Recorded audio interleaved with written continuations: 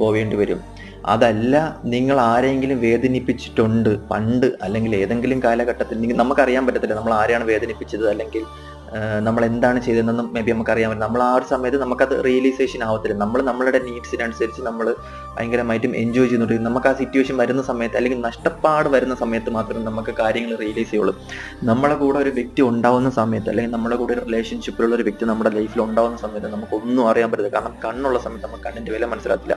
ആ ഒരു വ്യക്തി നമ്മുടെ ലൈഫിൽ നിന്നും പോകുന്ന സമയത്ത്, അകന്ന് പോകുന്ന സമയത്താണ് നമ്മൾ ആ ഡാർക്ക് നൈറ്റ് സോളിലോട്ട് പോകുന്നത്. കാരണം അത്രയും നാൾ കിട്ടിയ സാധനം, അല്ലെങ്കിൽ ആ ലൈഫിൽ നമ്മൾക്ക് കിട്ടിയ സ്നേഹം നമ്മുടെ ലൈഫിൽ നിന്നും ഇല്ലാതാവുന്ന സമയത്ത് അത്രത്തോളം നമ്മൾ വിഷമത്തിലോട്ട്, ഡീപ്പായിട്ടുള്ള വിഷമത്തിലോട്ട് പോകും. നമ്മൾ അലറി വിളിച്ചു കഴിഞ്ഞാലും നമ്മൾ എത്ര പ്രശ്നം ഉണ്ടെങ്കിലും ആ വ്യക്തി കേൾക്കത്തില്ല, അല്ലെങ്കിൽ കേൾക്കാൻ വേണ്ടി നിന്ന് തരത്തില്ല. കാരണം നമ്മളുടെ മനസ്സ് തന്നെയാണ് നമ്മൾ നശിപ്പിച്ചു കൊണ്ടിരിക്കുന്ന ആ ഒരു സമയം. നമ്മളുടെ മനസ്സിന് തന്നെയാണ് നമ്മൾ ക്രൂരമായിട്ടും വേദനിപ്പിച്ചു കൊണ്ടിരിക്കുന്നത്. അപ്പം കർമ്മ റിലേറ്റഡ് ആയിട്ടുള്ള കാര്യങ്ങൾ റിലേഷൻഷിപ്പിൽ